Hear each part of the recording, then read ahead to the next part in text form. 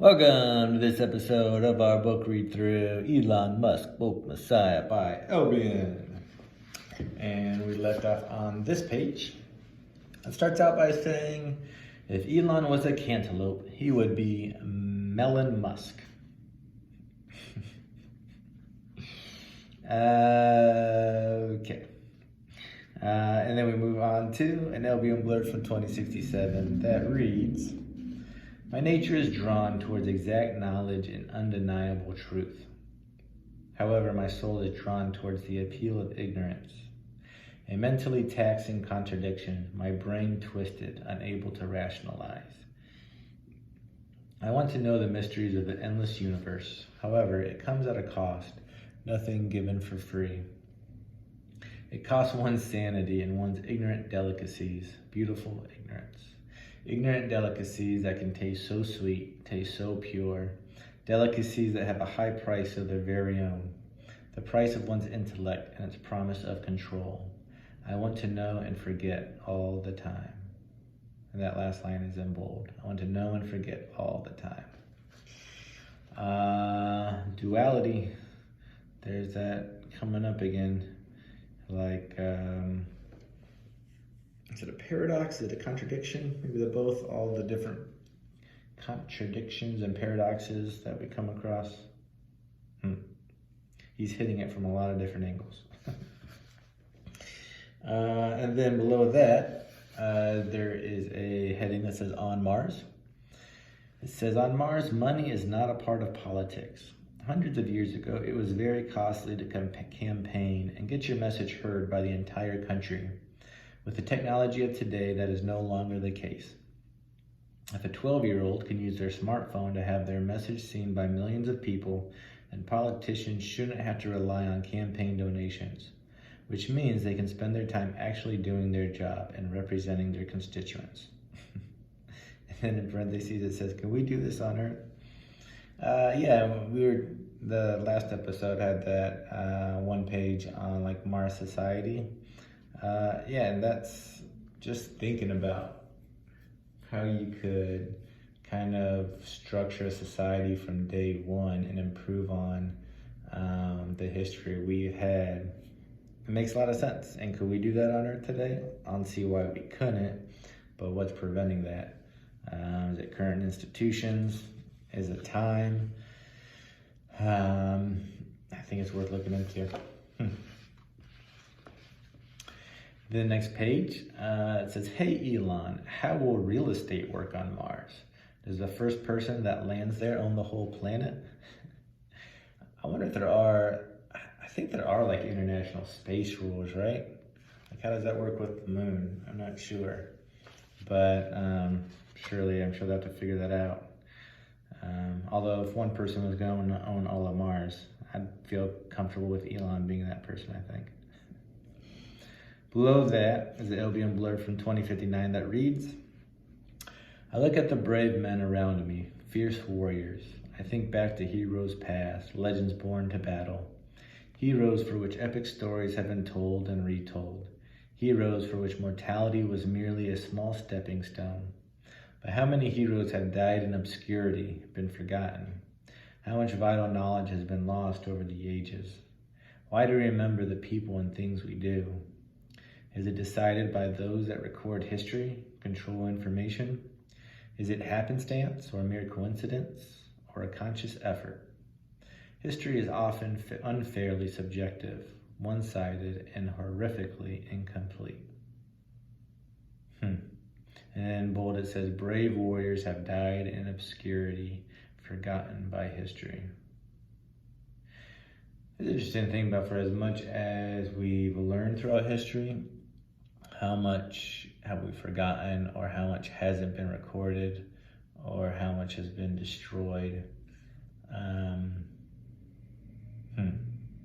Interesting.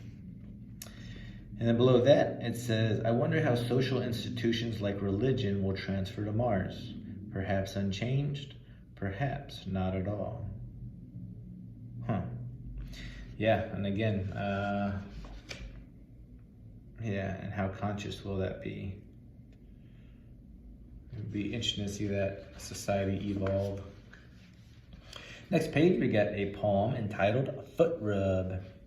And it reads, I start to rub and twist and squeeze. I smell an odorific breeze, corns and calluses, nails and hair, and other things I'd rather not share. I imagine tiny people living on those toes in a fungal jungle plugging up their nose. Okay. I don't know if this is referring to something.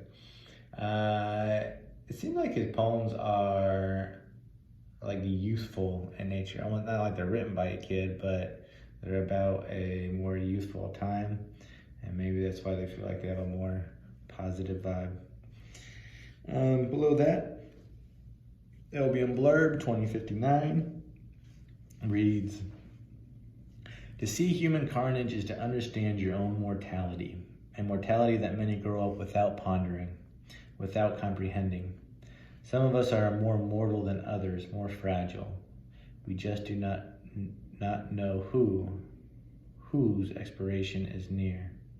Your life can end at any time, at any moment. Death lingers constantly. It keeps no schedules, favors no individuals. You can cowardly fear your end or heroically embrace it. Regardless, it is coming ever nearer, closing in, catching up.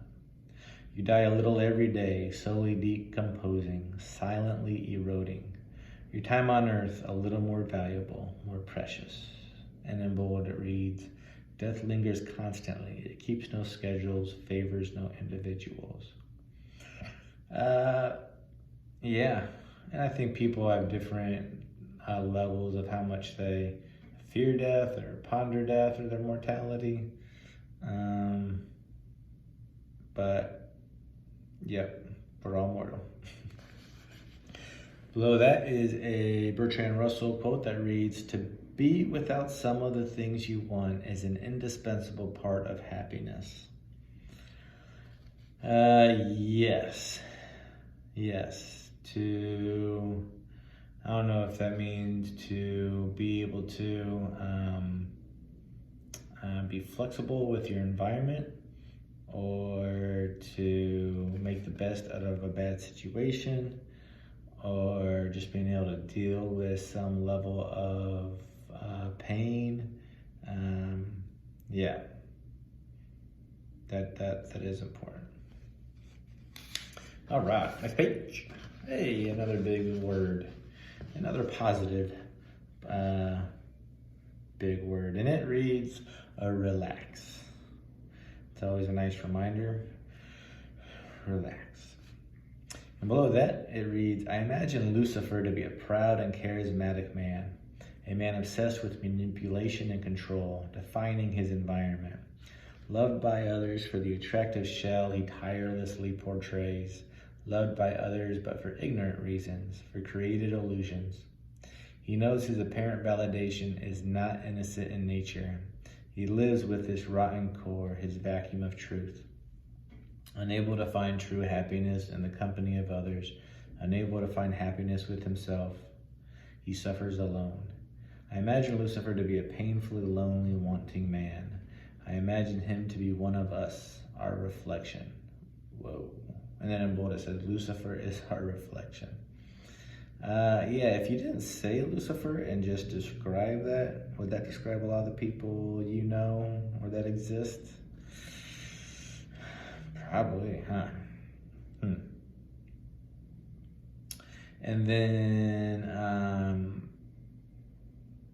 below that is a poem that reads, I have had enough of society. I am going to go live free in a tree. I think I'm getting thinner.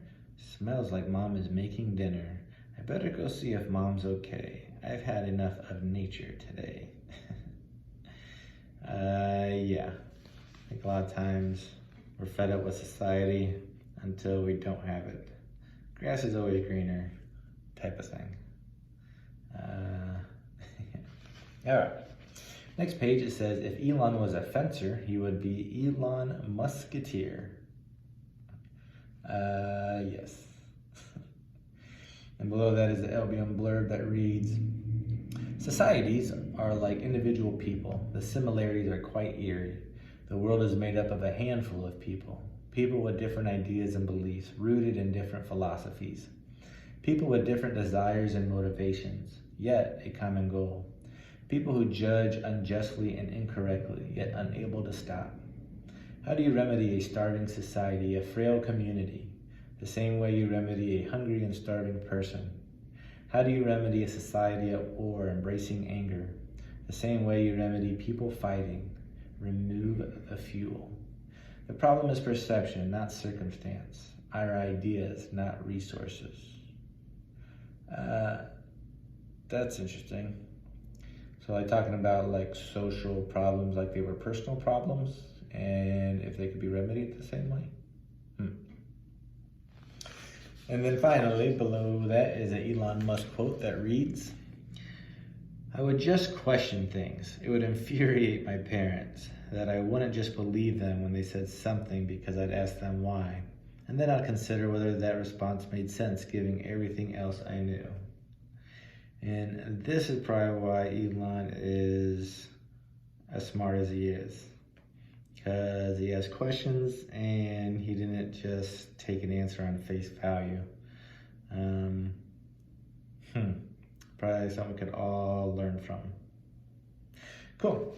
Well, that is where this episode will end, but join us next time for the next episode. And until then, have a great day.